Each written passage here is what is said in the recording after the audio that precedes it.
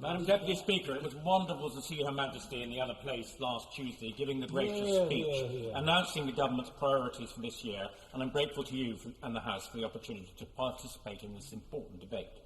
We have today reached step 3 of the roadmap out of lockdown, and as we recover from this dreadful year, there seems to be an added salience to this excellent Queen's speech. We will be judged on the success of this programme, on how quickly we can help people return to their normal lives, restore their liberties, abolish emergency powers, and allowing them and their families the freedoms to go about their daily lives, free from government diktat. In essence, this means that we can reinstate some common sense and personal autonomy without government instruction on every aspect of citizens' daily lives, without the constant financial bailouts. Equally, the culture of the government must change. It needs to change from one of preventing people from doing things to one of encouraging citizens to take out their own action and decide what is best for them and their families.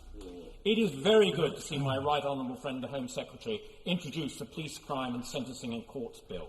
The timing of this could not be more urgent after the completely unacceptable, violent anti-Semitism we saw over the weekend.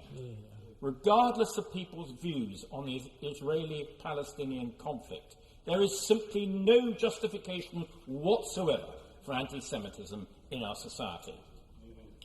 My right honourable friend is also introducing one of the most significant overhauls to the asylum system in decades, which I wholeheartedly agree with, and we need a fair, long-term system that will work for this country.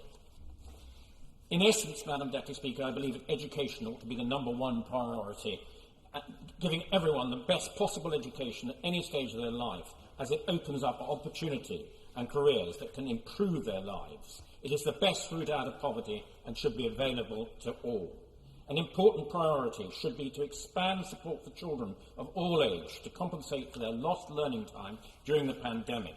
There is a huge programme in this Queen's speech to help recover that lost learning, recognising the disruption of this year has had a major impact on our children's learnings and lives, including, importantly, catch-up classes in the summer. The government is committed to transferring local communities to help people buy if they want to, and they have committed to an urgent, ambitious target of 300,000 new houses by the mid-2020s. But as a representative of one of the most important and unique AONBs, I am extremely concerned about some aspects of the planning bill. It is the biggest overhaul to the planning system in 70 years, Madam Deputy Speaker.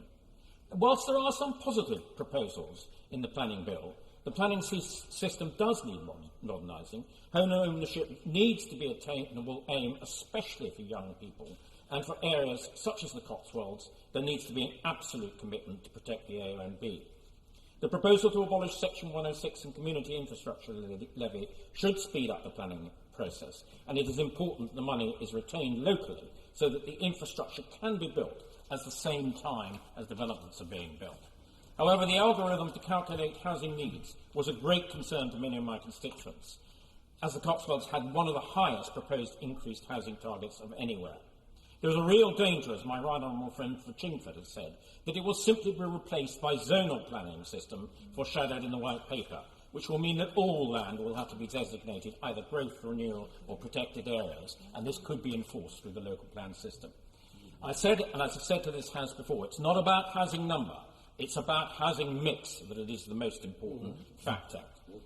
These proposals to simplify and speed up local plan making and retain neighbouring plans where possible are welcome, and the design codes can be specified, so it should be possible to protect our unique Cotswolds vernacular.